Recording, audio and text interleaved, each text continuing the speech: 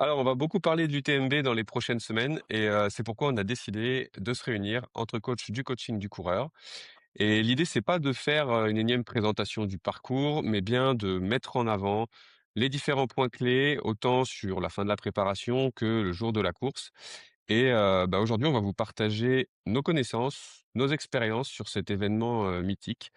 On va vous dire ce qui nous a marqué, ce qui nous a piégé, et puis ce qu'on referait autrement si jamais on devait y retourner.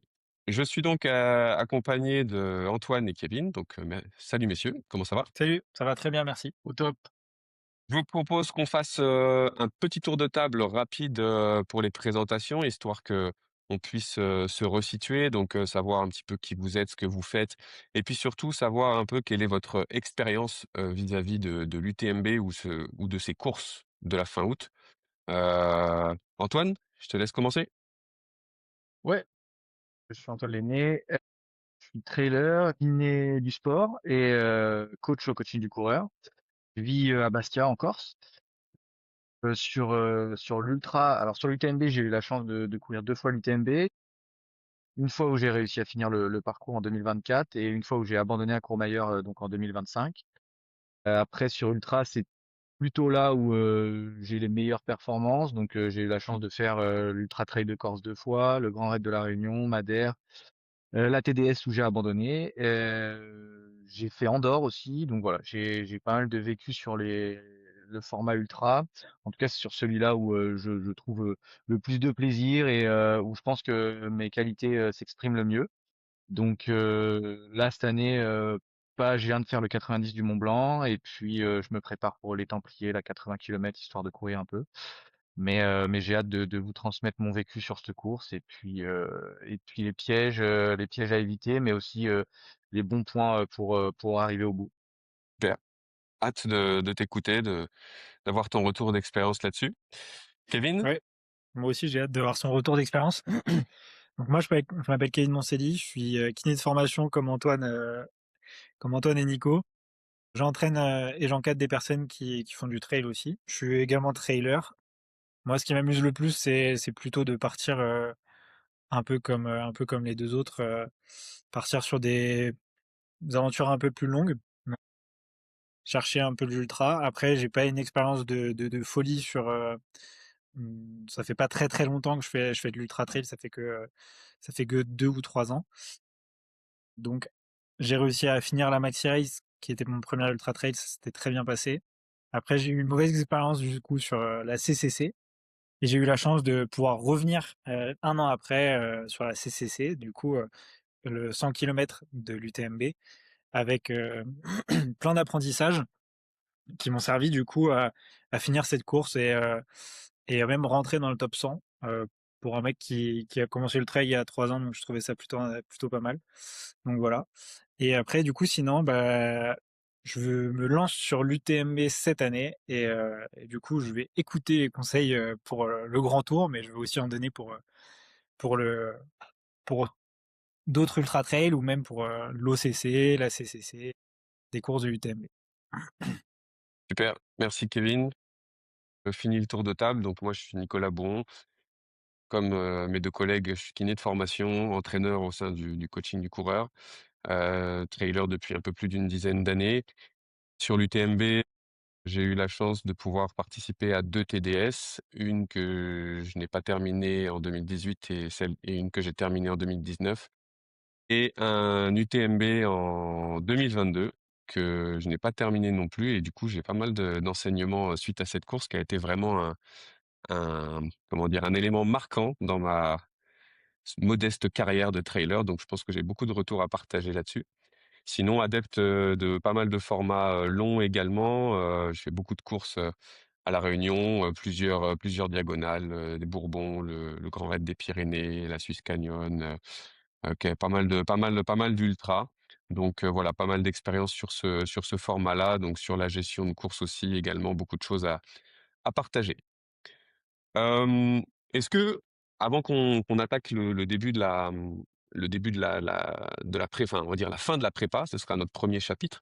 Est-ce que vous avez envie de décrire l'UTMB ou l'événement UTMB en une seule phrase ou en un mot ou en un chiffre?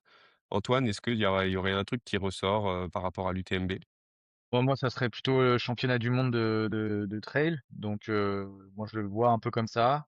Et une fois là-bas, c'est un peu la sensation que j'ai de regrouper tout le monde entier sur une petite ville au milieu de la montagne.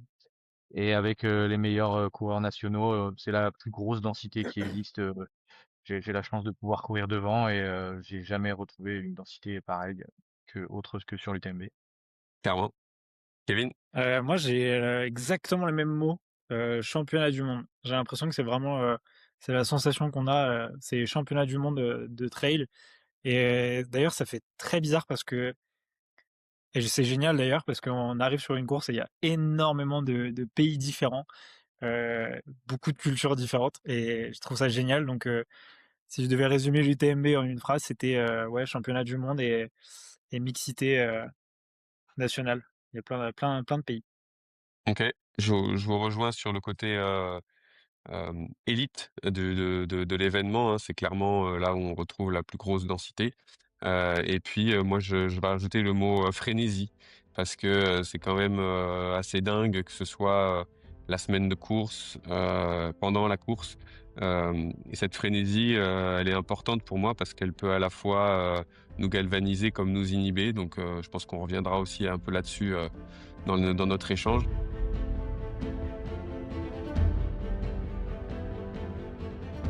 On est à un mois globalement de l'échéance. Il reste encore un petit peu de temps d'entraînement, donc il y a des questions à se poser. Qu'est-ce qu'on fait? Qu'est-ce qu'on peut faire? Est-ce qu'il y a des choses où, c'est déjà trop tard?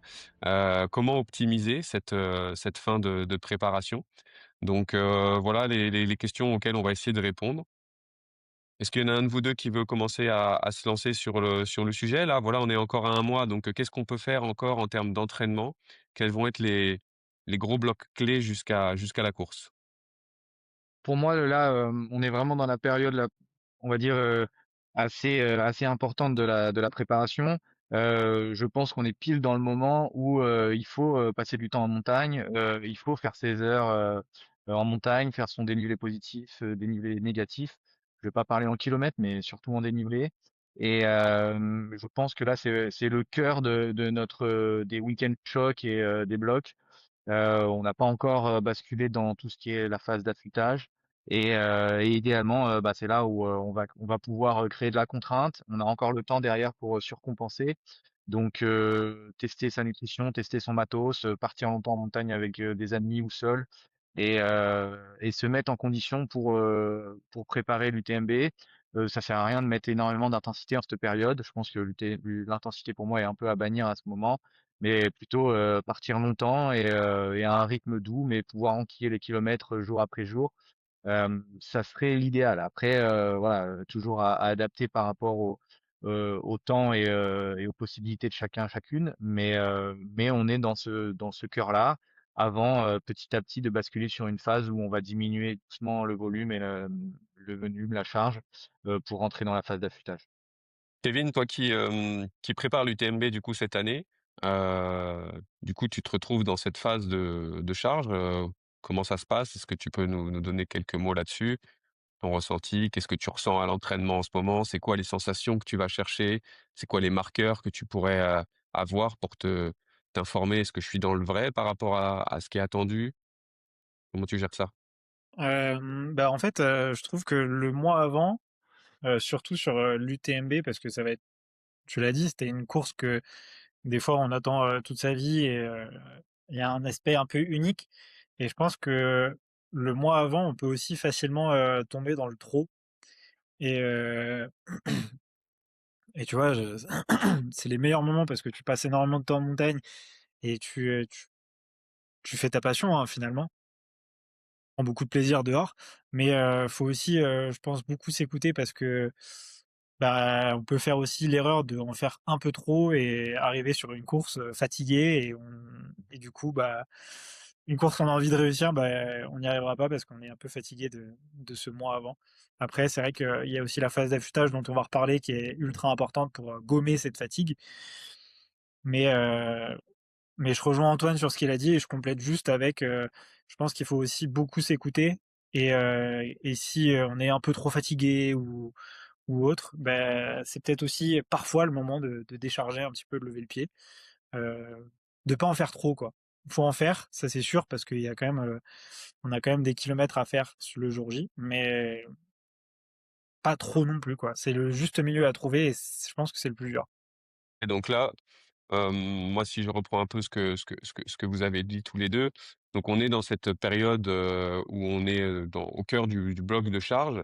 On pourra se questionner après jusque quand on peut pousser ce bloc de charge. Mais, le but actuellement, ça va être d'accumuler avant tout des heures, dans du terrain spécifique. Donc c'est pour ça qu'Antoine, tu as insisté sur le côté, aller chercher du dénivelé, hein. L'UTMB, c'est quand même plus de 10 000 mètres de dénivelé, donc, à un moment donné, il faut en accumuler, à l'entraînement, en accumuler sur des jours qui se suivent pour travailler quand même sur une certaine fatigue, musculaire. Et mais voilà, ce qui compte, c'est aussi du coup les heures passées. Tu as parlé de tu as dit: «Faut pas trop réfléchir en kilomètres». Est-ce que réfléchir en heures, c'est plus pertinent selon toi? Oui, oui, je pense que là-dessus, il faut parler en heures et même en heures, pas forcément en heures de trail, mais en heures globales sur la semaine parce que le vélo va rentrer en compte. La randonnée avec, sac à dos, pour moi, ça rentre totalement en compte. Donc, je pense Complètement. que l'heure, c'est en heures sur la semaine et puis après, je forcément, je recoupe sur ce que dit Kevin et on va être peut-être encore plus attentif à la fatigue sur, des athlètes pros ou qui ont du beaucoup de temps, où là, ils vont avoir tendance à avoir envie de faire énormément de volume, parce qu'ils ont du temps pour ça. Sur des gens qui bossent en ce moment et tout ça, bah, je pense que profiter quand même des moments, là, en ce moment, de libre pour pouvoir se libérer d'aller en montagne, c'est quand même intéressant, en sachant que derrière, c'est, 2 semaines et puis après, vous allez pouvoir relâcher et vous allez pouvoir retourner avec, un peu plus sur le mode, familial et un peu moins, pousser le bouchon, loin sur les sorties, rando course. Hem, Tu as abordé le sujet du coup? Jusque quand on pousse ce bloc de charge? Jusqu'à combien de temps avant la course? Est-ce que, on s'arrête à S-3, S-2, entre les 2, S-10? Qu'est-ce qu'on fait selon toi? Et beh, moi j'aurais envie de dire que c'est très individuel. Si je prends, mes exemples à moi, je me suis toujours adapté par rapport au planning familial. Donc, j'ai 2 filles, en bas âge. L'année dernière, ma fille avait tout juste, 2 mois et demi quand j'ai fait l'UTMB. Donc, j'ai pu m'entraîner, à peu près jusque, 10 jours de l'UTMB et puis après, pendant 10 jours, on est parti, vers, Chamonix et donc là, en fait, bah, vu qu'on était en famille, pas de garde et tout ça, je me suis pas du tout entraîné. Donc, moi, je m'adapte vraiment au fait, de c'est quoi les conditions de mon athlète. Hem, J'aurais d'un point de vue vraiment, idéal, si, les signaux étaient ouverts et que je pouvais diriger totalement la vie de mon athlète, je diminuerais, je m'adapterais à sa charge et à sa fatigue, mais je diminuerais assez peu, à part la dernière semaine, je pense, les 10 derniers jours où il ferait vraiment moins, mais je pense que jusqu'à 10 jours, si la fatigue est pas trop grande et qu'on a bien géré la charge depuis 2 mois, j'aurais tendance à rester sur mon plateau, de durée, d'heures, d'entraînement et peu diminuer.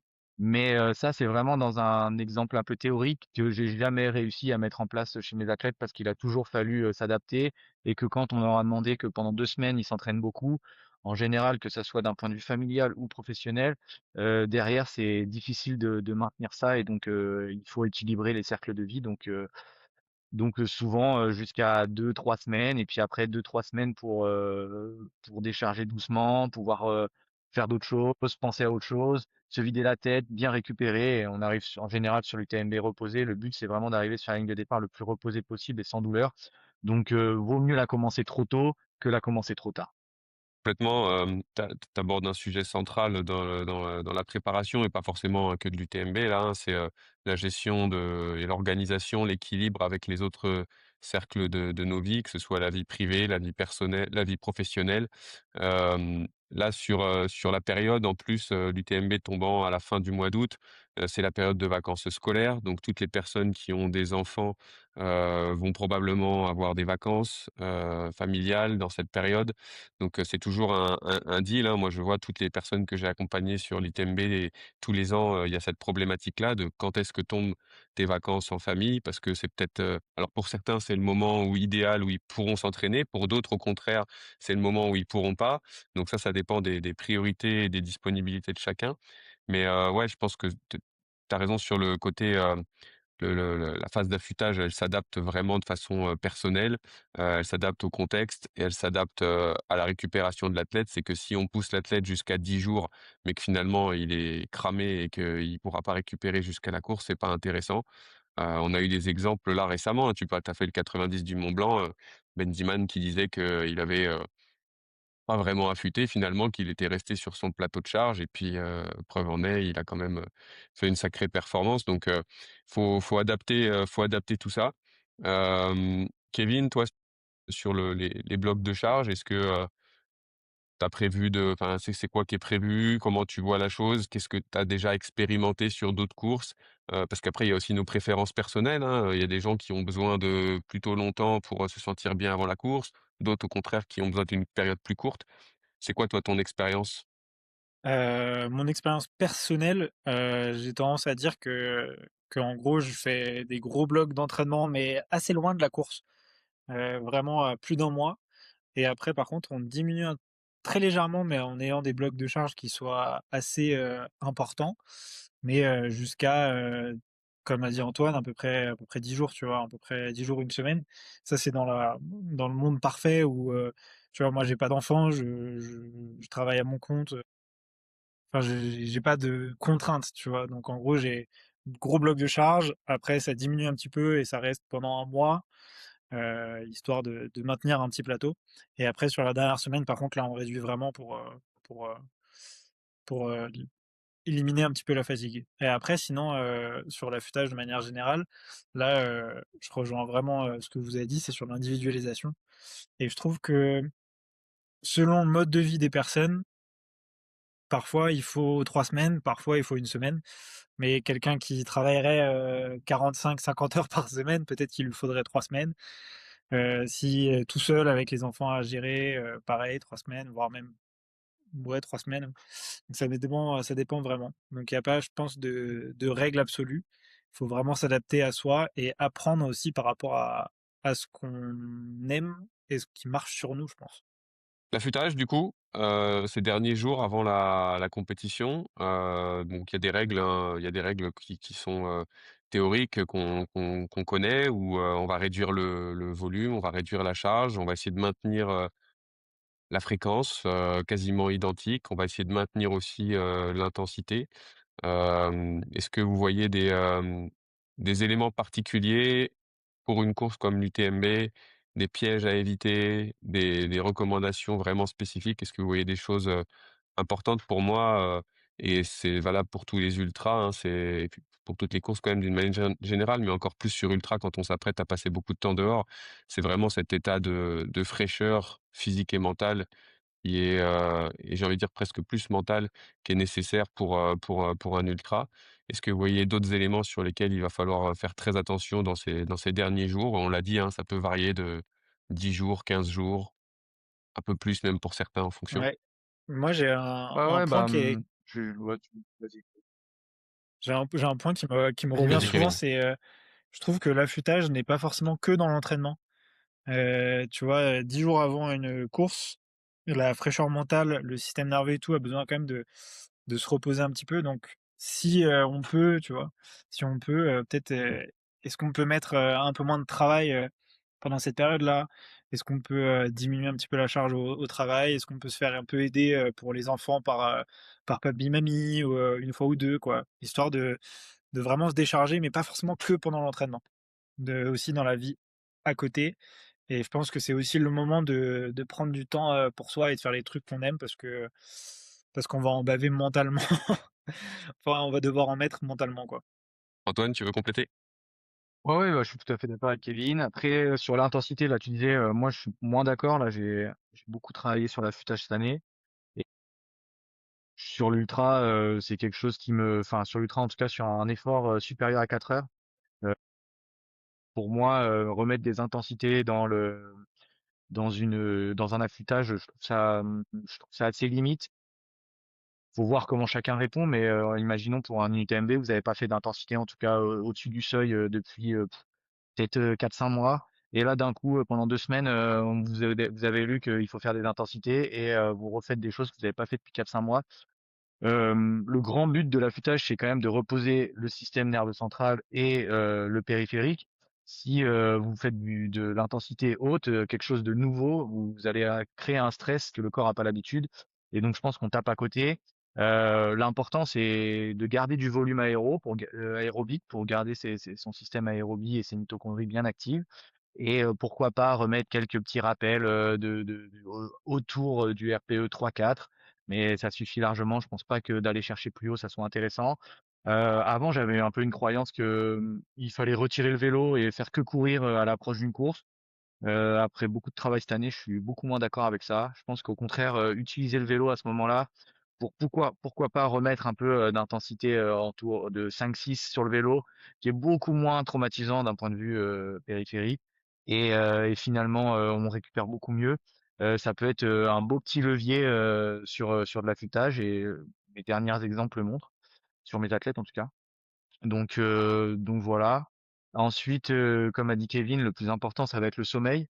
Faut pas oublier que l'UTMB, ça démarre à 18 h, donc on prend vraiment une nuit complète dans les dents. Donc, il faut être prêt à ça. Là, mon exemple de l'année dernière où j'avais une petite qui se réveillait beaucoup, beaucoup, beaucoup la nuit, je suis arrivé dans dette de sommeil totale sur la course. En fait, à 23 h, la course elle était déjà terminée parce que en fait, j'étais épuisé, que j'avais juste envie, c'était de dormir. Donc malheureusement, ça reste un facteur quasiment primordial avant d'aller sur l'UTMB. Il faut pouvoir dormir, il faut pouvoir vraiment se reposer.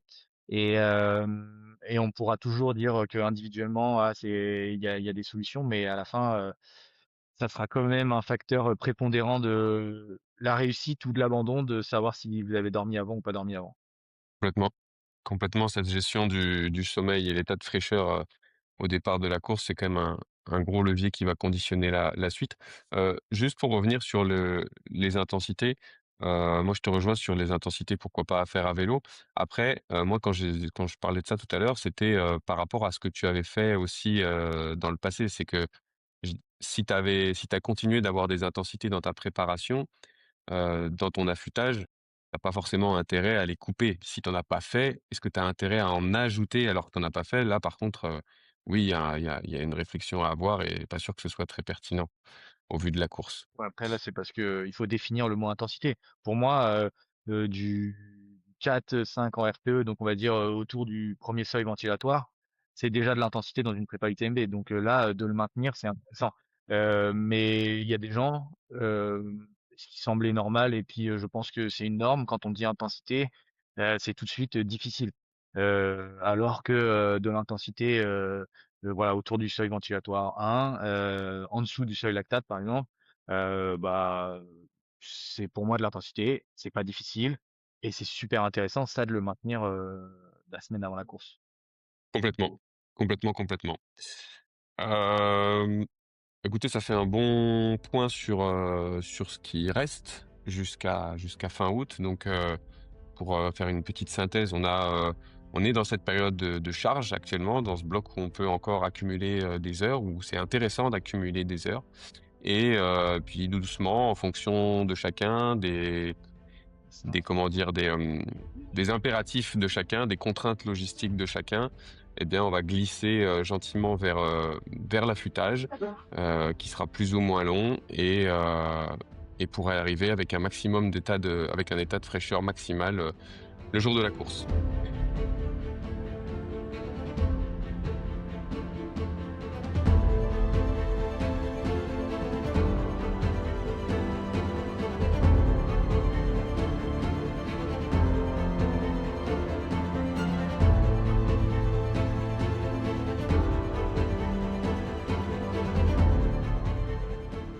Je vous propose qu'on se place maintenant, le jour J, qu'on refasse un point sur ce parcours, sur ses pièges, sur les clés, sur les moments importants du parcours.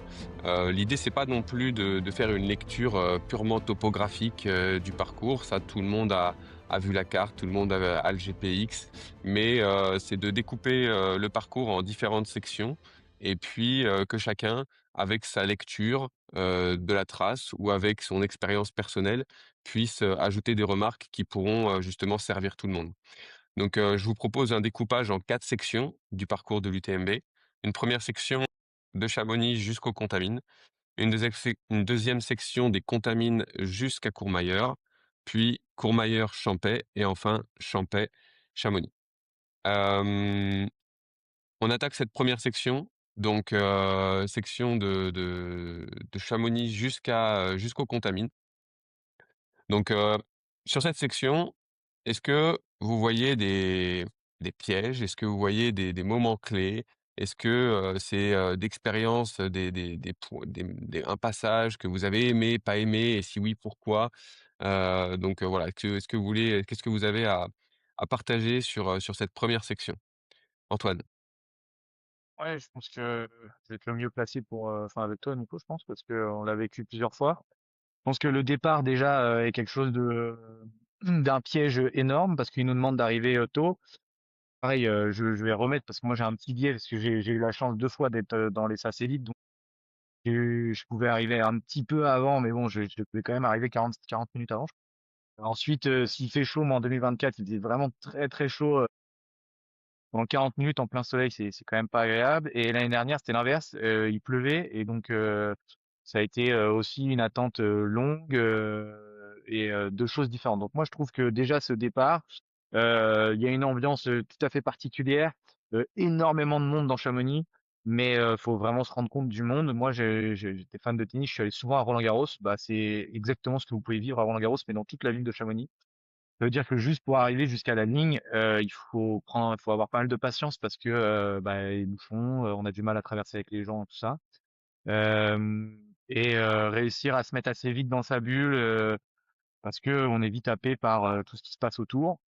Après tout le cérémonial, bon ça, je j'ai pas tendance à le mettre en avant sur mes athlètes parce que bon, on l'a vu, revu sur les réseaux et bah, finalement vous allez vivre votre propre émotion. Je pense pas que ça soit quelque chose à préparer. Et derrière, bah ouais, cette première partie pour moi, c'est finalement la seule et l'unique partie piège de la course. Si je devais vraiment mettre un énorme warning sur cette course, c'est de là jusque, alors peut-être un petit peu plus loin que les Contamines, je mettrais au moins jusqu'à après Notre-Dame de la Paix. En tout cas, en étant devant, c'est sûr que quand on a l'habitude de, moi, je vis en Corse, je m'entraîne seul. Je vois jamais personne sur les sentiers. Si je vois 3 personnes, j'ai l'impression d'avoir vu énormément de monde sur les sentiers. Là, vous allez voir un monde, enfin, c'est un stade de foot, quoi. Le début, ça part vraiment très vite. C'est difficile de ralentir. Souvent, on dit il faut partir à son rythme. C'est quasiment, devant en tout cas, c'est quasiment impossible de partir à son rythme quasiment jusqu'aux ouches. Tellement ça va vite. Au début, en tout cas, c'est impossible. Vous allez être obligé de courir à 15-16 km/h, sinon vous faites écraser. Donc, il faut être prêt à ça. Les gens, d'avoir bien marché avant, s'échauffer un peu et d'être prêt dans la tête que peut-être que pendant 2 ou 3 kilomètres, vous allez quand même partir très vite. Et, et réussir à ralentir au maximum, mais c'est pas forcément possible. Alors moi, j'arrivais à peu près à ralentir à la sortie de Chamonix, mais c'est dur quand même de courir à 14 à l'heure, quoi. On est vite à 15 et on se fait un peu bousculer. C'est difficile de passer tout ça. Il y a énormément de monde. Les applaudissements sont des fois très incisifs. Faut pas avoir peur du contact, quoi. Et à partir des ouches, là, on peut vraiment récupérer son rythme. On peut aller bien moins. Enfin, c'est plus facile de gérer son rythme. Et après, l'autre warning sur cette portion, parce que je vais pas en parler pendant des heures, mais l'autre warning pour moi, à chaque fois, ça a été Saint-Gervais, où l'arrivée dans Saint-Gervais, il faut s'y préparer. Pareil, je peux parler que quand en étant devant. Je sais pas ce qui se passe un peu après, mais en tout cas, il y a un monde. C'est pareil. C'est vraiment l'entrée. On a l'impression d'arriver dans un stade de foot. Il y a du monde partout. Le bruit, il est assourdissant. Et on perd vite ses moyens. Moi, la première année, j'ai oublié de prendre de l'eau, je savais plus du tout où j'étais, et j'ai fait, je pense, une petite crise d'angoisse à ce moment-là, que j'ai payé forcément après. La deuxième année, l'année dernière, j'étais un peu plus prêt, mais à chaque fois, je me suis quand même pris une claque dans la tête à ce moment-là. Et on revit un peu la même chose aux Contamines, mais là, c'est plutôt le bruit Et le fait d'avoir des gens très très proches de nous, parce que là ça devient un single et il y a tellement de monde sur le côté, des drapeaux, des lumières alors qu'on est dans la nuit. Euh, Moi je trouve ça très agressif. Après c'est mon point de vue et je pense qu'il y a des gens ça les exhorte et ça leur donne une impulsion énorme. Moi je sais que ça fait tout l'inverse. Donc si un jour je dois retourner sur l'UTMB, je me préparerai encore mieux à vivre ce moment qui est désagréable pour moi et à chaque fois, j'ai perdu beaucoup, beaucoup d'énergie et de lucidité dans ces moments-là. Ouais, c'est intéressant d'avoir ton retour sur cette section. Hem je vais prendre la parole Kevin, hein, si ça te va, parce que j'ai aussi l'expérience, sur ce début de course. Donc je te rejoins Antoine, hein, c'est cette section, c'est le plus gros piège, de la course parce qu'il y a beaucoup, beaucoup de facteurs à gérer. Tu as parlé du départ, donc tu as vécu le côté, j'étais dans le satellite, je suis arrivé en avance. Moi, j'ai vécu un peu l'inverse, c'est que lorsque j'ai fait l'UTMB, j'avais oublié un truc au chalet, j'ai dû aller refaire un aller-retour, donc le gars était déjà un peu en stress et je suis arrivé en fait, très tard et donc je suis arrivé tout au bout, tout derrière et en fait, c'était très particulier parce que toi tu dis: «Au départ, c'est parti très vite». Ben moi, quand je l'ai fait en étant arrivé en retard, j'ai marché quasiment toute la rue piétonne de Chamonix tellement ça avançait pas. Et c'était un piège parce que du coup, forcément, on se dit: «Je suis pas à mon rythme, je suis pas à mon niveau, je suis pas à ma place, je suis pas machin» et dès que ça commence à s'espacer un peu, on perd un max d'énergie à essayer de se replacer, de remonter, quelque chose qui finalement sert à rien parce qu'on a que peut-être que 2, 3, 4 minutes de retard et que sur la course, c'est pas ça qui va jouer. Mais du coup, c'est un gros piège, mental. On se fait happer par le public, par les gens qui courent autour et effectivement, c'est très difficile d'être à son rythme, même si dans tous les conseils qu'on peut donner en tant que coach, c'est, «Cale-toi sur ton rythme, pars doucement, gère ton effort au début». Voilà, c'est quand même difficile avec l'euphorie qu'il y a, avec la frénésie dont je parlais tout à l'heure et l'autre piège, moi, que j'aurais envie de mettre de l'avant sur cette section, c'est, la descente jusqu'à Saint-Gervais. Parce que je trouve que cette descente, elle est quand même assez longue. Elle fait quasiment 1000 mètres de dénivelé et c'est de la piste de ski pour une bonne partie et donc on peut aller vite et alors là, je trouve que c'est un gros piège pour aller s'exploser les quadris, d'entrée de jeu. Donc cette première descente pour moi, elle est très importante à bien gérer en termes d'intensité, en termes de protection musculaire parce qu'on peut se griller des énormes cartouches, d'emblée. Moi, je sais que l'euphorie après de Saint-Gervais, des Comtats, c'est pas forcément quelque chose qui m'a impacté, mais voilà, pour moi, sur cette 1re partie, c'est la gestion du départ et la descente de Saint-Gervais qui sont les 2 points clés. Ouais, la descente de Kevin, Saint-Germain. est-ce que vas-y. La descente, je voulais revenir sur la descente de Saint-Gervais parce que tu as tout à fait raison. Je vais vous donner l'expérience que j'ai eue en 2024 où j'arrive et j'étais plutôt en grande forme. Je venais de finir 3e à l'Ultra Trail de Corse et j'arrive là en pleine confiance. Et en fait, j'arrive en haut, je suis avec Annelise Rousset et puis un autre gars qui court vraiment très très bien. Et je les vois basculer et ils démarrent sur les pistes de ski, ils devaient être à 15, ouais, à 15 ou 16 à l'heure dans la descente. Wow, mais là, en fait, j'ai pas du tout le niveau. Je suis arrivé à Saint-Gervais, j'avais déjà mal aux cuisses. Et je pense que ça est rentré dans ce moment d'anxiété quand en plus j'ai vu le monde et tout ça, ça m'a complètement fait paniquer. Derrière, j'ai eu des 1 heure et demie, voire 2 heures horribles. Alors qu'en fait, je pense, pour l'avoir refait l'année dernière, beaucoup plus calme, qu'il faut accepter d'avoir un peu mal aux jambes dans cette bosse. Et ça, il faut se rendre compte qu'il y aura plus une bosse aussi longue et aussi pentue jusqu'à la fin de l'UTMB. Donc en fait, c'est vraiment la descente la plus difficile quasiment qu'on a sur l'UTMB. Après, il va y avoir des descentes difficiles, mais moins longues, ou en tout cas qui vont être gérées différemment parce que bah, il y aura aussi moins de monde et tout ça. Vous serez déjà relancé dans l'effort. Cette première descente, elle est vraiment super dure et il faut l'aborder avec beaucoup d'humilité et beaucoup de calme et de patience. Et aussi accepter que, bah oui, elle fait mal aux cuisses. Et en fait, je pense que tout le monde a mal aux cuisses sur cette descente, en tout cas à la fin, parce qu'elle est très raide et plutôt roulante. Donc, ce qui fait que bah, les deux ensemble, c'est sûr qu'arrivé en bas, on a un petit peu mal aux jambes, mais ça n'impacte pas, enfin, trop si on l'a géré, ça n'impacte pas tant l'effort après. Donc voilà, je suis d'accord avec toi que cette descente, ça sera un moment où il faut bien discuter avec son coach et en tout cas, vous prémunir par rapport à ça. complet. On on passe à la section 2, donc du coup des Contamines jusqu'à Courmayeur.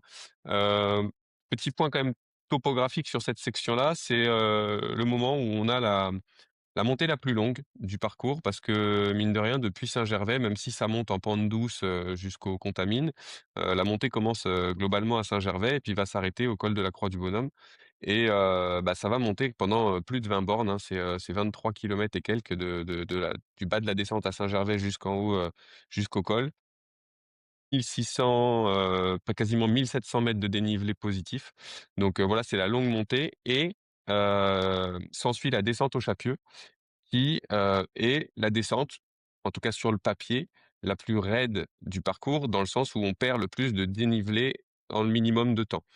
Je m'étais noté, c'est à peu près 950 mètres de dénivelé négatif sur 5 bornes et demie.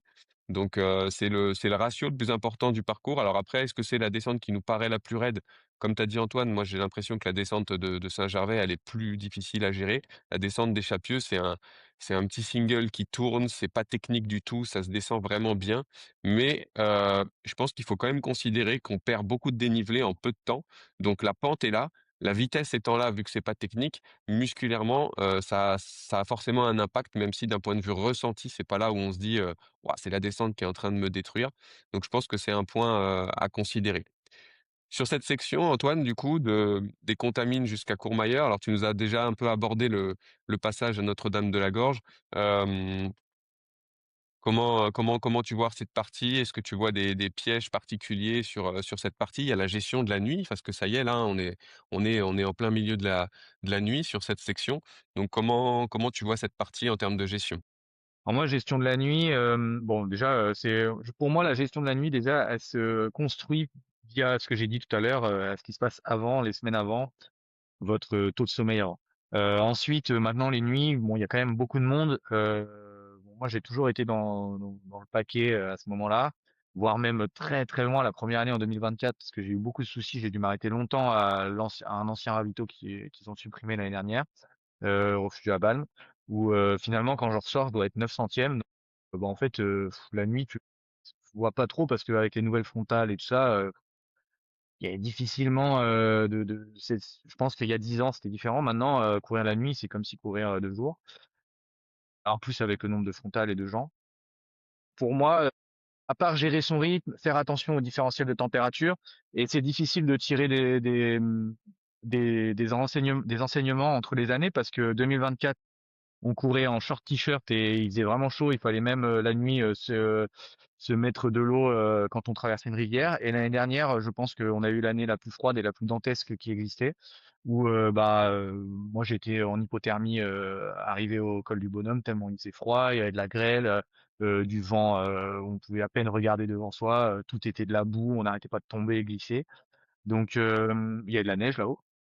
Donc en soi, c'est là où, il va falloir être malin, bien prévoir. Si on met un matériel obligatoire et ben, il faut prendre ce matériel obligatoire et surtout pas rigoler avec ça parce que l'année dernière, j'ai même surchargé mon matériel obligatoire et si j'avais pu, j'aurais pris plus parce que, j'avais vraiment pas assez et donc quand il fait froid, il fait vraiment très froid. Après, je pense qu'il faut réussir à rentrer dans sa course, prendre un pacing très sécuritaire que vous avez travaillé à l'entraînement, ne pas chercher à aller plus vite, se dire que la prochaine étape c'est Courmayeur. Courmayeur c'est long et pas après pas d'arriver à Courmayeur sans rentrer dans un essoufflement. Vraiment se dire je suis en balade entre potes et j'y vais tranquille jusqu'à Courmayeur. Vous allez voir que déjà arrivé à Courmayeur, vous allez ressentir les faits que vous avez fait déjà 80 bornes dans les jambes. Donc, ne surtout pas aller trop vite et maîtriser et prendre du plaisir à courir la nuit dans ces sentiers parce que si vous avez la chance d'avoir une belle météo comme j'ai eu en 2024, c'est quand même assez incroyable. Complètement. La gestion de la nuit, la gestion du froid, des intempéries, c'est vraiment le piège de cette section. On a des passages quand même qui sont assez hauts en altitude. Il y a aussi, je trouve, le passage, des pyramides calcaires qui est quand même pas si facile à gérer, parce que, bah, quand même beaucoup plus technique avec un terrain, beaucoup plus rocailleux avant le lac Combal. Donc, bah, c'est pareil en fonction du moment où on passe, en fonction des conditions climatiques, du moment. Ça peut être un passage, un peu plus périlleux. Mais donc voilà, de bien prendre son temps, je pense que tu as raison, c'est quand même le secret, de surtout pas, négliger le matériel obligatoire, de ne pas, attendre avant de se changer parce que quand on est pris dans la course, on a tous ce mauvais réflexe de, à un moment donné, vouloir se dire, «Oh bah, je mettrai ma veste après, là je peux encore un peu continuer» et puis finalement, bah, on prend, ce quart d'heure ou ces 20 minutes, de trop à attendre de mettre la veste et puis c'est là qu'on rentre, en hypothermie. Donc après c'est très, très compliqué de s'en remettre et puis pour moi, il y a aussi cette longue descente, jusqu'à Courmayeur. Qui est quand même, pas insignifiante, hein. C'est pareil, elle dure longtemps. C'est combien? C'est à peu près 10 bornes. C'est à peu près 10 bornes et 1 200 m, 1 250 mètres de dénivelé négatif. Donc voilà, faut bien la gérer. On est à peine à la mi-course, on n'est même pas à la mi-course en termes de kilomètres et encore une fois, c'est un endroit où il faut faire attention et se protéger les quadriceps. Comme tu as dit Antoine, faut pas rentrer dans un essoufflement, faut pas être en difficulté sur cette partie. Kevin, toi, est-ce que sur la gestion de la nuit, est-ce que tu as des remarques à faire avant qu'on arrive sur la partie où toi tu connais un peu plus justement? Beh, au niveau de la gestion de la nuit, par rapport à ce que vous avez déjà dit, j'ai pas forcément grand-chose à rajouter, si ce n'est de profiter, de la nuit parce que c'est pas on court pas souvent, de nuit, hein. Donc faut profiter même si c'est un truc un peu bizarre, on peut être fatigué, ça peut être dur, il peut y avoir des intempéries et tout. Je pense que c'est une expérience à apprendre et à accepter parce que, ouais, on court vraiment pas souvent de nuit dans un tel endroit et si on a un peu de chance, bah, on peut peut-être prendre, pluie d'étoiles, ça peut être pas mal, plutôt qu'une pluie de grêlons comme a eu Antoine l'année dernière. Ça, c'est moins fun et ouais, non, sinon j'ai pas forcément grand-chose à rajouter.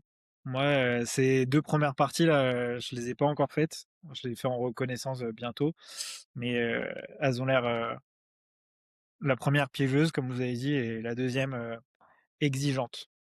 Voilà. Parfait, je suis assez d'accord, avec ça. Est-ce que, on n'en a pas parlé, Antoine, est-ce que sur le début de parcours là, tu des endroits qui t'ont marqué? Tu nous as parlé de du refuge de la Balme qui t'a marqué, mais plutôt négativement, où tu as dû faire un énorme stop, parce que tu étais pas bien, l'an dernier. Est-ce qu'il y a des endroits qui t'ont marqué, soit positivement, soit négativement, sur ces 2 premières sections? Après positivement et négativement, je dirais le début de course parce que c'est quand même quelque chose à vivre une fois dans sa vie. Après, je pense que c'est très, individuel de savoir comment on se comporte face à une foule et face, à, de ouais, comme tu disais, le mot, j'ai plus le mot que tu utilisais tout à l'heure, mais La frénésie? la frénésie, voilà. Mais en soi, à vivre une fois, c'est quand même assez incroyable. Après, j'ai toujours eu du mal à gérer moi la 1re bosse qui monte, des ouches, je l'ai toujours montée beaucoup trop rapidement et je me suis beaucoup trop comparé aux autres sur cette bosse, que ça soit, en 2024 ou en 2025. Là, je dirais, pareil, c'est quelque chose en plus elle a pas grand intérêt, c'est pas très joli, on est direct dans l'effort et on se compare vite aux autres parce que c'est groupé. Moi, j'ai une partie, Saint-Gervais-les-Comtats que j'apprécie pas énormément parce qu'il faut être capable de courir et ça a pas, beaucoup d'intérêt niveau, beauté paysage et cetera. Ensuite, la partie que je trouve magnifique, ça va être, le début du col de la Seigne, entre les Chapieux et le début du col de la Seigne où, avant que ça commence à monter, même si la montée elle est pas super intéressante parce que, elle est pas dure en soi, mais elle est vraiment très, très longue. Je sais que nous devant on court plus qu'on marche, sur cette portion. Enfin, en tout cas, 2024, j'avais quasiment tout couru, je pense qu'arrivé déjà là-haut et après le col de la Seigne jusqu'au lac Combal quand ça donc l'année dernière, on n'est pas passé, mais en 2024, on est passé par les pyramides calcaires. Alors là, moi, c'est vrai que si j'ai un coup de cœur de l'UTMB, c'est cet endroit-là, plus, ce qu'on verra après, mais où là, il y a ça devient un peu plus technique, il faut faire un peu plus attention aux pieds, des cailloux, c'est p très minéral, même de nuit, non, ça a un vrai côté, super sympathique et après l'arrivée au lac Comballe est toujours un moment, assez divin. Moi, je parlerais de ces endroits-là. Je préfère mettre en avant maintenant plutôt les choses belles de cette première partie parce que quand on est dans l'effort, il faut quand même se rattacher aux choses positives plutôt que, toujours avoir conscience des choses des pièges, mais aussi savoir qu'il y a des choses magnifiques à vivre. Je te rejoins à 100. Le Pour moi, la descente moi, j'aime beaucoup la descente des Chapieux, cette espèce de long toboggan en petit lacet là, qui est pas du tout technique, où on n'a pas enfin, c'est pas très fatigant sur le plan mental, je trouve, enfin, j'aime beaucoup et puis oui, l'arrivée au lac Combal, je trouve que c'est toujours magnifique. C'est une ambiance incroyable avec l'eau, à côté du sentier. C'est vraiment très joli. Ah oui, et puis Mmh. pour finir, juste finir sur la section, parce qu'on en a pas parlé, mais la descente vers Courmayeur, je pense que là, il faut se préparer, mentalement à dire que déjà c'est assez long, alors que on a tendance à penser que c'est assez court, mais non, j'ai toujours moi, j'ai toujours vécu de façon assez longue et détruit musculairement. Enfin, les 2 années, que je termine ou que je termine pas, je suis arrivé à Courmayeur, j'avais, dans les 2 cas, ma foulée, elle ressemblait plus à grand chose, quoi. Parce que, cette descente, est forcément a fait vraiment mal et on est content quand même d'arriver au ravito de Courmayeur, pour pouvoir, se poser, un petit peu et repartir de bon pied ou, malheureusement, arrêter. Mais voilà, faut tenir compte de cette descente qui est juste, pas drôle. Complètement, je l'avais dit, plus de 1 200 m sur 10 bornes à peine donc enfin sur même pas 10 bornes donc c'est vrai que c'est un gros facteur. On attaque la section suivante donc qui nous amène, de Courmayeur jusqu'à Champey. Bah, là, Kevin, tu vas aussi pouvoir nous partager ton expérience de la CCC, même si le départ est un tout petit peu différent parce que vous montiez, un petit peu plus haut avant de revenir.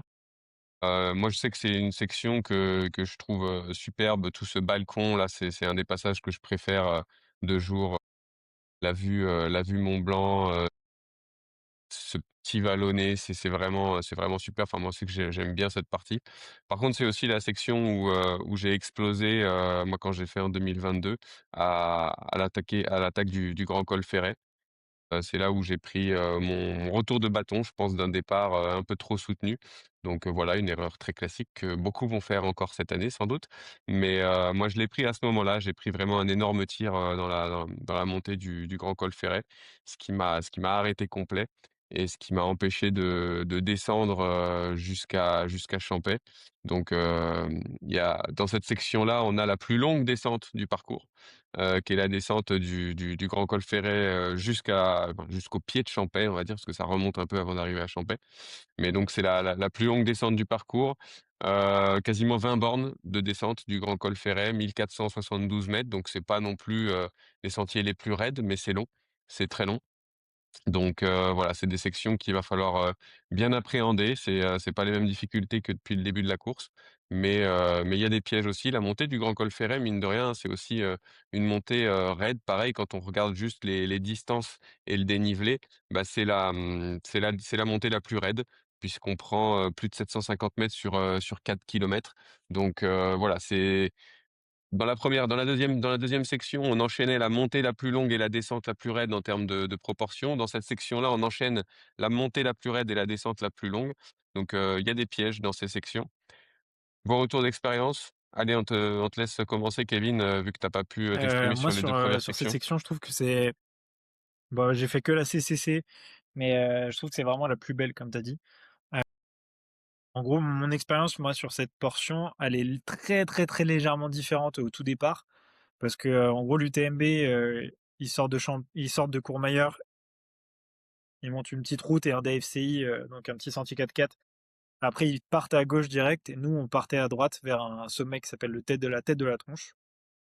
Cette montée, elle est très raide et très longue aussi. On prend 1 400 mètres et après on redescend, jusqu'au refuge Berton et là, on rejoint justement le parcours de l'UTMB et apparemment la montée vers Berton est assez dure et assez raide, mais je ne la connais pas donc on se pense qu'Antoine et toi, vous en direz un peu plus et après par contre, il y a un balcon et ça, d'expérience, heu, c'est un endroit qui est magnifique parce qu'on est de jour pour la plupart des courses et pour la plupart des coureurs, sauf ceux qui jouent vraiment devant, DMB. Mais on voit le Mont Blanc, c'est magnifique, on est sur un balcon, c'est grandiose. Par contre, c'est, jamais C'est jamais vraiment plat, c'est jamais vraiment descendant, c'est jamais vraiment montant. C'est très compliqué d'avoir un rythme réel sur cette portion et en plus de ça, on est à plus de 2000 mètres, je crois, pendant, plus de 10 bornes, je crois. Donc heu, donc on peut y laisser des plumes très facilement et aussi, on peut aussi, pas se sentir bien parce qu'il y a l'altitude un petit peu et aussi on n'a pas de rythme, voilà. Et après, bah, c'est, descendre vers Arnouva et après, une des plus grosses montées de toutes les courses de l'UTMB, c'est le Grand Col Ferret. Là, tu l'as dit, hein, c'est raide et tu vois, dans les proportions, ils te disent que c'est le plus gros et encore parce qu'il y a des phases de plat, dans cette montée. Donc elle est magnifique. Par contre, quand on bascule là-haut, on peut vite avoir, des conditions, un peu plus dures. Je pense qu'il peut y avoir pas mal de vent. L'année dernière, j'ai dû ressortir la veste à midi, je crois. Pas à midi, bref, il faisait chaud, mais j'ai dû ressortir la veste parce que ça caillait un peu. Et après, la descente du Grand Col Ferret, elle est magnifique pour ceux qui aiment la descente. Mais par contre, elle est dure, elle est longue parce que faut, faut regarder sous le pied. Et en fait, le piège aussi, je trouve, c'est elle est géniale, mais elle passe de très raide à de moins en moins raide jusqu'au pied de la bosse, à Champélac. Et en fait, même sur la fin, on a l'impression que c'est plat alors que c'est descendant et c'est juste interminable en fait. C'est magnifique, on retourne dans la vallée et on peut avoir chaud d'ailleurs, mais, mais c'est un peu interminable, je pense qu'il faut le prévoir mentalement. Et après, là où moi j'ai explosé totalement, c'est la première fois, c'est dans la petite montée de Champet. Sur le profil, on a l'impression que c'est une petite bosse qu'on va faire en 5 minutes, mais en fait, c'est une vraie montée, quoi. C'est une vraie montée, elle doit faire 400 ou 500 mètres. Ça fait un moment qu'on court et qu'on est au frais et qu'on est bien, et là, d'un coup, on prend un petit tir quand même. Donc, je pense qu'il faut la préparer aussi mentalement, celle-là. Voilà pour cette section que je trouve vraiment juste grandiose et phénoménale, magnifique, parce qu'on est vraiment en pleine nature, en pleine montagne pendant un long moment, et c'est un peu pour ça qu'on fait du trail, et voilà. Merci. Antoine? Ouais, moi je pense que c'est ma plus belle portion, qui est entre, en balcon la montée Bertonne et puis le balcon jusqu'à Arnoua. S'il faut se battre, l'année dernière, c'est dans la mort dans l'âme que j'abandonne à Courmayeur parce que je suis vraiment à bout et j'en peux plus. Mais en soi, j'étais dégoûté d'avoir juste loupé la portion, quoi. Si j'avais pu, je serais allé au moins jusqu'à Champé, abandonné à Champé. Bon, l'année dernière, il faisait tellement dégueulasse que ça m'a quand même passé l'envie de le faire, mais c'est assez incroyable. Moi, j'ai eu le droit le lever de soleil à cet endroit-là en 2024 et c'est ouais, c'est juste une chose à voir aussi dans sa vie. Et donc formidable. Et ensuite, la montée du Grand Col Ferret. Alors moi, j'ai eu la chance de le vivre plutôt bien en 2024, donc c'est vrai que oui, c'est du raid au début. Je pense qu'on m'avait dressé un tableau, tellement difficile que bon, ça allait passer, assez facilement. La descente, pareil, je m'étais fait, aussi une montagne de cette descente de 20-21 kilomètres et au final, bon, oui, c'est très long, il y a beaucoup d'endroits où il faut enfin, en fait, on court quasiment tout du long. Enfin, oui, on court tout du long. Et mais bon, je sais pas, c'est pas quelque chose que j'ai trouvé difficile en soi parce que, peut-être que j'avais tellement peur de cette section qu'au final, on est lancé dans la course. Ça fait tellement longtemps qu'on est déjà dans la course, il y a plus de stress de savoir si on prend la bonne allure, le bon pacing.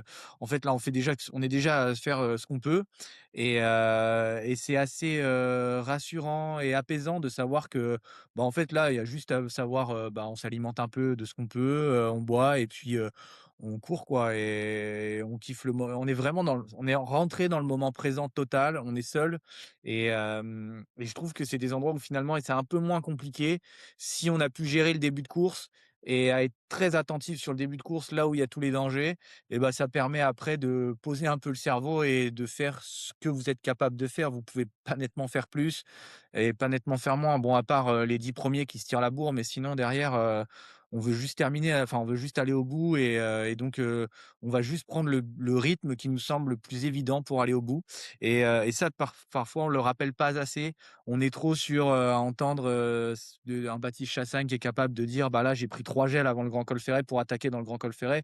Bon, nous, on n'est pas du tout dans ce truc-là, hein. On est là, on voit le Grand Col Ferret, on veut juste arriver en haut, hein. Donc vous allez pas vous tromper de rythme. Le rythme que vous allez avoir, c'est celui qui est naturellement le vôtre à ce moment-là. Pas hésiter à faire des petites pauses si vous êtes fatigué, et puis finalement ça passe bien. Pareil, la montée de Champey, ouais, il faut bien se rendre compte qu'il y a 400 de dénive, mais en soi, il y a aucune difficulté et voilà, on sait à peu près le temps qu'on met à monter et puis, on va mettre exactement ce temps-là, qu'on met à monter 400 de dénive. Et après à Champé, pas hésiter à prendre un pré-ravito et je trouve que ça, c'est bien. Il y a vraiment quelque chose de rassurant à Champé, c'est de savoir que enfin moi, je l'avais vécu comme ça, c'est qu'après on va retrouver nos assistances beaucoup plus souvent que les phases d'avant et je trouve que la fin est très difficile. Faut pas se mentir que la fin de l'UTMB est vraiment, vraiment difficile. Mais en soi, vu qu'on voit nos proches, si on a la chance d'avoir nos proches plus souvent, pour le psychologiquement, moi, j'ai vécu une fin de course vraiment incroyable et je trouvais que toutes les portions étaient rapides. Alors que ça faisait, faut se rendre compte que les premières entre des Comtat et Courmayeur, ça prend un certain temps, et Courmayeur, Champé, c'est très, très long, hein. Donc après faire Champé-Trigan, ça va très vite. Je parle même pas de Merci Trian-Valorcine. merci pour les retours d'expérience et effectivement, hein, on va pouvoir attaquer cette dernière section et tu viens de le mentionner. Le gros avantage, c'est qu'on revient un peu en quelque sorte à la situation et donc on voit du monde plus souvent. Alors, un avantage ou pas, je sais pas. En tout cas, par rapport à la beauté du parcours, c'est sûr que la partie d'avant est beaucoup plus sauvage et je pense que c'est pour ça que tous les 3 on s'est positionnés sur cette partie comme étant magnifique. Mais là, effectivement, c'est beaucoup plus facile de scinder un petit peu cette dernière section en micro-étapes, ce qui est souvent quand même très intéressant sur du format long. Globalement, une montée, une descente entre chaque ravito. La difficulté de cette section, c'est que on a quand même des pourcentages de pente qui sont très importants, que ce soit dans la montée de Catogne, la montée de Bovine, ça monte très raide, ça redescend très raide derrière. Donc, pour moi, c'est ça la grosse difficulté. Je sais pas, vous, quels sont les éléments marquants, mais pour moi, c'est la difficulté, physique finalement, en fin de course, d'être capable de générer suffisamment de force pour passer ces montées, ces descentes, assez raides. Alors, moi, j'avoue qu'après une fois passé, Champé, c'est vrai que c'est 3 bosses, qui changent, de tout au tout par rapport à la suite, enfin, par rapport à ce qu'on a eu avant. Pour moi, elles vont assez vite, enfin, en tout cas, en 2024, quand je les ai faites, je trouvais que c'était sur un temps un petit peu plus réduit, mais elles sont super raides et vraiment l'allure de déplacement est très faible et je pense que ça, il faut s'y attendre. Je pense pas que ça soit rédhibitoire d'aller lentement sur ces portions. De toute façon, on peut pas aller plus vite, comme je disais avant. C'est que on est un peu imposé par notre allure, et notre intensité. On peut pas aller plus vite que ce qu'on voudrait à ce moment-là. Il faut juste savoir qu'en haut, souvent, il y a un petit replat, où on peut relancer un petit peu et les descentes sont quand même assez raides, mais aussi assez rapides et finalement, on perdra un peu de temps dans la montée, sans en gardant je pense que c'est des endroits où il faut énormément garder son calme et ensuite en descente, se dire: «OK, beh, là, si je peux encore trottiner et avoir encore un peu de raideur dans la foulée et bah, c'est là où je vais regagner un peu de temps et je vais voir un peu le temps passer un petit peu plus vite». Donc j'aurais tendance à plus marquer l'aspect mental sur la montée et l'aspect, physique et un peu de dépassement de soi dans la descente. Ouais, parce que mine de rien, il y a quand même 2 longues descentes, hein, dans ce dernier tronçon. Moi je trouve la descente de Valorcine, elle est pas si simple que ça. J'ai regardé un petit peu les chiffres, c'est quand même, 800 mètres de dénivelé négatif et puis après, bah, il y a cette dernière descente, depuis la Flégère, encore, de nouveau 850 mètres. Donc, je trouve que voilà, physiquement, c'est quand même, faut quand même bien les appréhender. Toi, comment tu les as vécues, ces 2 dernières descentes? Moi, je sais que la descente de Valorcine, je l'aime pas du tout. Alors je sais pas pourquoi, mais elle me j'ai chaque fois que je suis passé, c'est un moment où j'ai vraiment pas apprécié, j'étais pas vraiment bien. Mais, comment tu les gères ces 2 dernières longues descentes quand même? Sur le seul vécu que j'ai eu, j'ai un souvenir plutôt très positif entre Champé et Valorcine où, je faisais que reprendre parce que, au début de course, enfin, au bout de 4 heures de course, je devais être 900e et là, j'étais en train de rentrer dans le top 50 donc j'étais un peu, dans une euphorie et un grand moment de flow qui perdurait donc j'avoue que c'était, j'en ai encore je pense que j'aurais du mal à revivre ça, ces sensations-là, sur cette portion et c'est ça sera ça le piège, mais j'en parlerai peut-être après.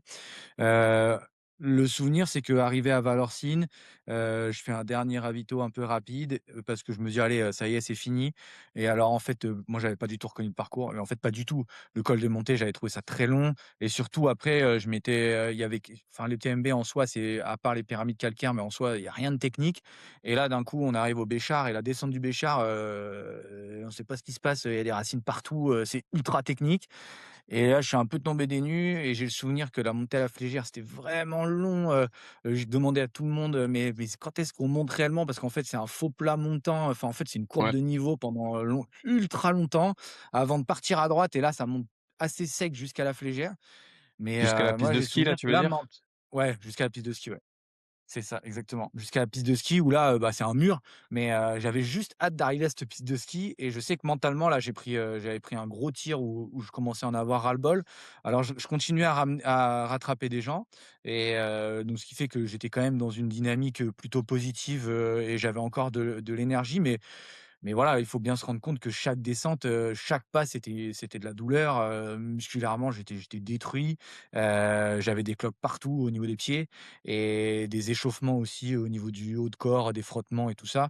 Donc à chaque en montée, c'était moins dérangeant parce que, forcément on marche, mais en descente, ouais, il y avait pas un pas facile, mais j'ai le souvenir que mentalement ça allait et après la bascule de la Flégère, je pensais que ça allait descendre assez rapidement. Pareil, j'avais pas trop regardé le parcours là-dessus, puis je connaissais pas déjà. Et en fait, le début de la descente, c'est une courbe de niveau un peu en zigzag qui met un temps infini avant de redescendre sur la piste, c'est pas une piste cascade, mais une piste beaucoup plus large, très Mmh. descendante qui t'emmène, là assez rapidement sur Chamonix. Mais jusque-là, oh là là, mentalement, j'en avais vraiment là, j'ai commencé à en avoir un peu ras-le-bol. Donc voilà, je pense que arriver à Valorcine, l'erreur, c'est de lâcher dans la tête et de dire: «Ouais, c'est bon, on y est bientôt». Non, en fait, je crois que j'ai mis 3h30 hein, pour faire Valorcine-Chamonix, hein, donc non, non, c'est vraiment pas anodin. Il reste quasiment 20 bornes finalement, je crois et 1 100 de dénive, donc ça prend vraiment du temps et la dernière descente, est exigeante et avec toutes les douleurs, d'une fin de parcours logique. Je pense que je vois pas qui peut arriver sans douleur à cet endroit-là, en tout cas des douleurs musculaires.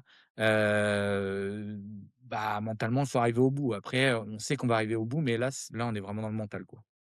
Non, je te rejoins à 100 sur la notion de c'est pas du tout fini, c'est pas du tout fini, il faut pas en plus, sur ultra, tu l'as tellement attendu, longtemps cette arrivée que là tu te dis: «Bon, bah, ça y est, j'arrive dans cette dernière section, ça y est, c'est proche», mais en fait, c'est quand même long, c'est quand même aussi potentiellement le moment où tu vas un peu moins vite parce que tu es quand même bien fatigué, donc c'est encore plus long que ce que des repères que tu aurais pu avoir à l'entraînement, donc ouais, garder des micros étapes pour avoir justement, une avancée progressive, point par point et pas se projeter, directement, enfin sur l'arrivée depuis Valorcine. Ça peut être je pense un bon conseil. Hem OK, bah, écoute, ça fait quand même, pas mal le tour du tracé. Est-ce que, avant qu'on clôture sur le tracé, tu as un élément sur lequel tu aimerais revenir ou, tu penses qu'on n'a peut-être pas abordé?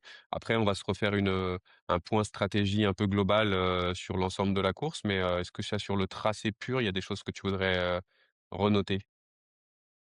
Sur le tracé pur, non, après, on parlera peut-être après un peu de nutrition, mais je pense que c'est très individuel. Après, il faut bien se noter qu'il y a des sections qui sont très longues, où il y a pas d'assistance, heu, des ravitaux qui sont éloignés. Donc, je pense que passer du temps en amont pour, heu, pour déjà calquer, qu'est-ce qu'on a besoin en nutrition sur ces sections-là, heu, pas trop se surcharger parce que de toute façon, il va falloir les porter, les gels et tout ça. Donc la tendance, c'est de vouloir manger, 90 ou 100 grammes heure. Je pense que c'est une énorme bêtise, parce que déjà ça fait transporter beaucoup de risques, d'avoir des problèmes gastriques et tout ça. Je pense qu'il faut transporter juste le minimum, se dire que, bah, quand il y a les ravitaux, utiliser les ravitaux, ils sont là, donc les utiliser au maximum.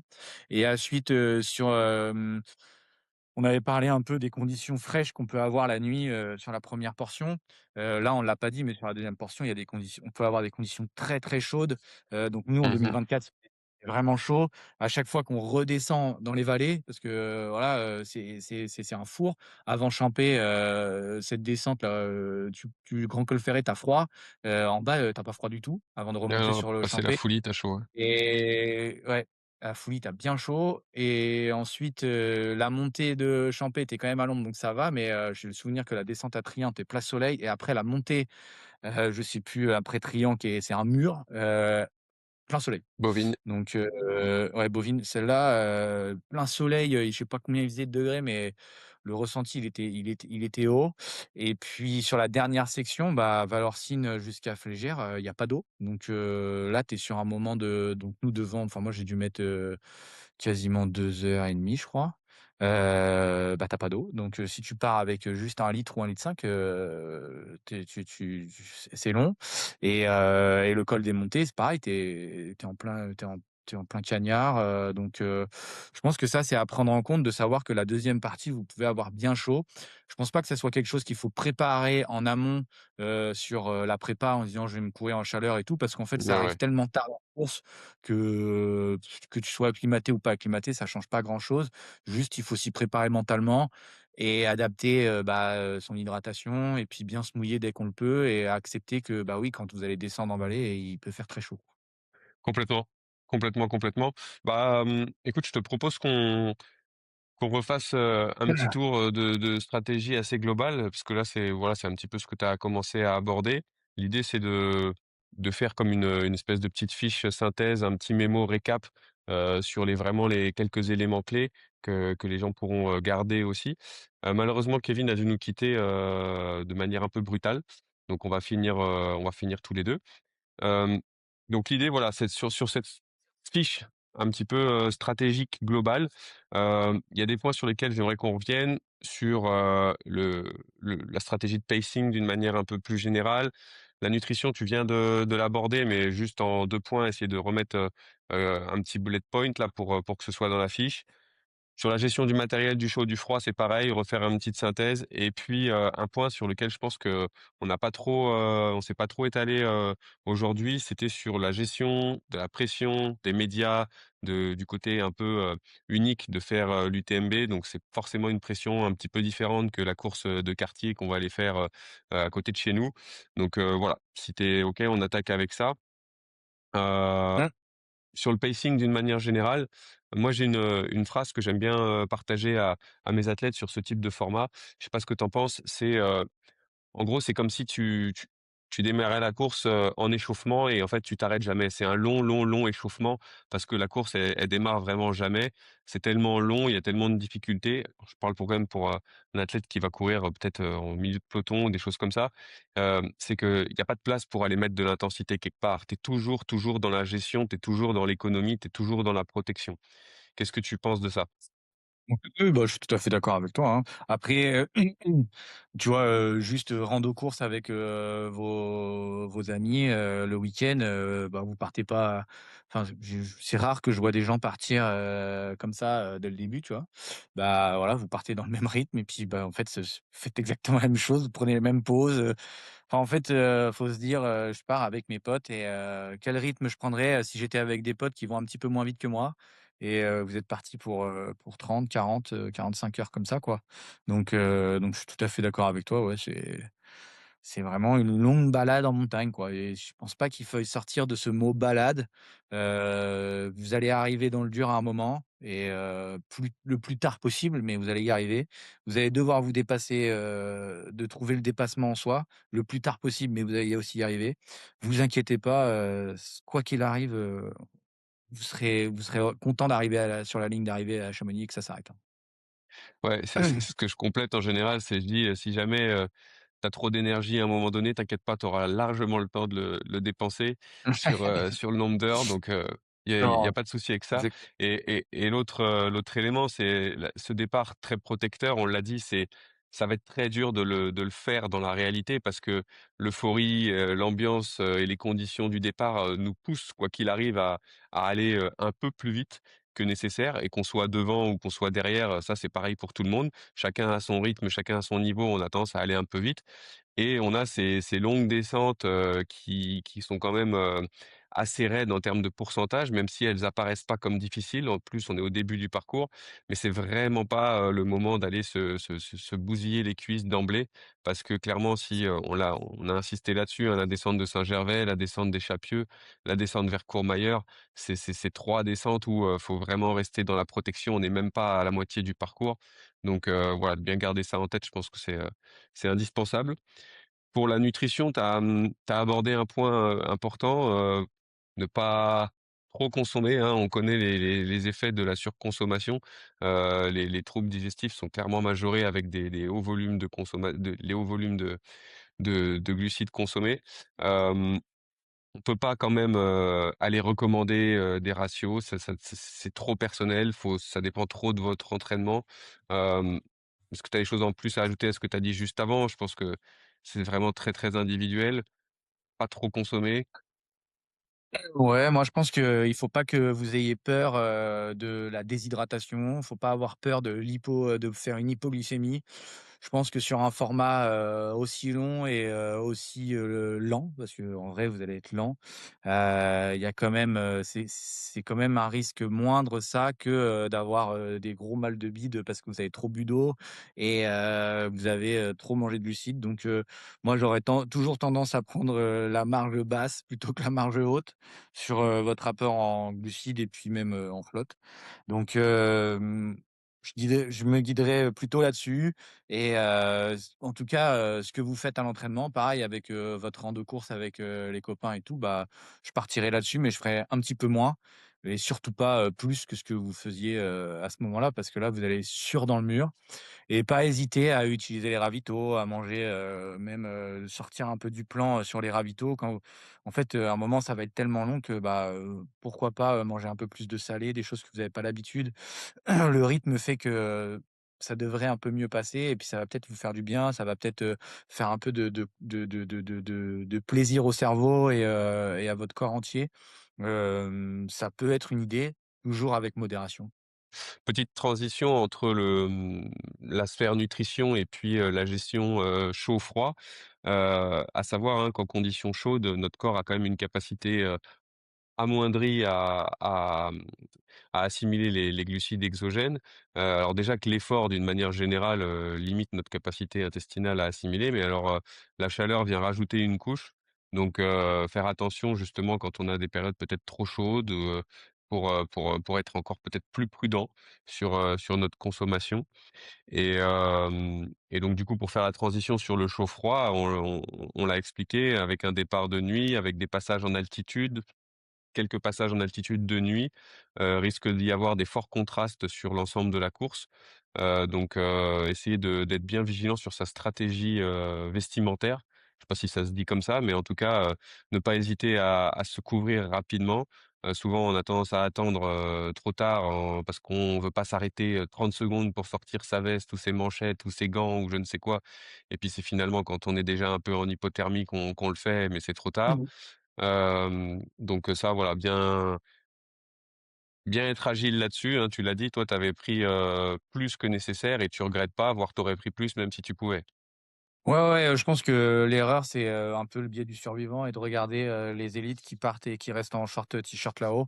D'une, ils habitent, bon les 95 ils habitent en montagne, en haute montagne, ils font du ski alpi, ils sont complètement, adaptés à ce climat et puis après, ils jouent, heu, ils jouent sur une crête, voilà, ça peut basculer et on le voit, ça peut basculer aussi bien dans l'abandon et ou dans la perf. Et souvent, finalement, si on prend les 200 premiers, ça bascule beaucoup plus vite sur l'abandon que sur la perf, hein.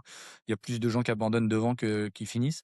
Donc je pense qu'il faut pas les prendre en exemple et se dire que, bah, quand ils annoncent froid et bah, il va faire vraiment froid et là, il faut pas jouer avec ça parce qu'une fois que vous avez froid, ça va être la galère et vous allez perdre énormément d'énergie juste à vous réchauffer. Et ensuite, bah, pareil quand il fait chaud, bah, pas hésiter à prendre, un peu une gourde en plus pour, pas forcément pour boire parce que l'erreur c'est de vouloir trop boire, mais déjà pour vous arroser et tout, c'est une gourde qui peut juste servir à ça. Oui, elle va surcharger, ça va être un peu plus lourd, mais bon ça peut vous faire du bien dans les passages où il fait très chaud et puis pareil, pas lésiner sur, le bob ou la casquette saharienne et tout ça, ça peut être utile. Donc moi j'aurais tendance là à être plutôt protecteur, sur le vêtement, même si, bah, oui, c'est un peu plus lourd et c'est un peu plus relou à porter mais bon, une fois là-haut, vous serez bien content dans les conditions. Enfin, l'année dernière, je crois que j'avais 3 paires de gants avec moi, les 3 elles étaient mortes arrivées à Courmayeur, quoi. Elles étaient trempées de chez trempées, je pouvais plus ouvrir une barre, je pouvais plus rien faire avec mes doigts donc je pense qu'il faut pas trop rigoler avec ça. Complètement. Et tu vois, pour revenir sur la flasque en plus en conditions chaudes, dans la balance bénéfice-risque, finalement 500 grammes de plus, aux vitesses de déplacement moyennes qu'on a sur ce type d'effort, je vais pas dire c'est non significatif, mais presque. Alors que, la petite flasque qui va nous permettre de nous arroser, de redescendre pour éviter de surchauffer en interne, ça par contre, ça peut avoir un impact, vraiment réel sur notre avancée. Donc, c'est évident que ça a tout son intérêt. Dernier point, qu'on peut mettre dans cette fiche un peu, de récap stratégie, parce qu'on l'a pas abordé depuis le début. Moi, je pense que c'est un point hyper important, c'est, la gestion de l'événement, d'un point de vue, notoriété médiatique, ce caractère unique. C'est quand même, pas tous les ans qu'on aura la chance de faire l'UTMB. Il y a tout le monde, il y a tous les œufs qui sont rivés, il y a tous les projecteurs, on va dire, qui sont braqués un peu sur nous. Pour moi, c'est clairement une notion à intégrer dans sa préparation. Faut arriver à se détacher de ça. Alors c'est très facile à dire, c'est pas facile à faire. Est-ce que, toi, tu l'as ressenti quand tu l'as fait? Je pourrais partager mon expérience malheureuse de 2022 après. Mais toi, quand tu l'as fait, que ce soit la première ou la deuxième année, comment tu as géré cette cette pression autour de l'UTMB? Et bah, très mal, hein, que ça soit 2024 ou 2025. Je pensais, qu'en 2025, j'avais pris, donc je voyais un psy, on avait fait aussi du coaching mental là-dessus parce que je savais que j'avais tellement mal vécu ça en 2024, qui était une des raisons de pourquoi, j'ai dû m'arrêter pendant très longtemps, au refuge à Bâle, que je me suis dit: «C'est bon là, je vais être un peu plus blindé», mais en fait, pas du tout.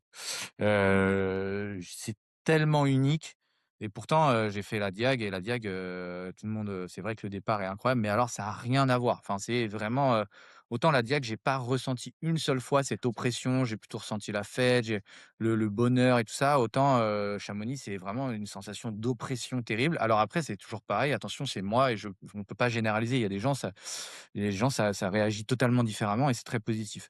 Donc, bah, ça, c'est top.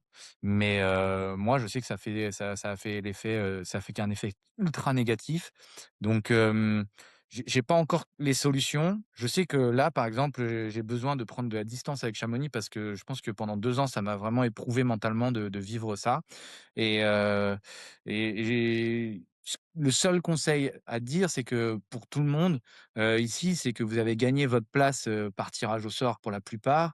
Vous avez dû faire des courses pour y arriver. C'est quand même un parcours pour arriver jusqu'à la ligne de départ qui a été laborieux, où, vous avez dû passer du temps dehors. Alors c'est génial, c'est génial et je vous félicite pour toutes ces prépas et j'espère que vous avez pris énormément de plaisir et que vous avez fait peu de sacrifices.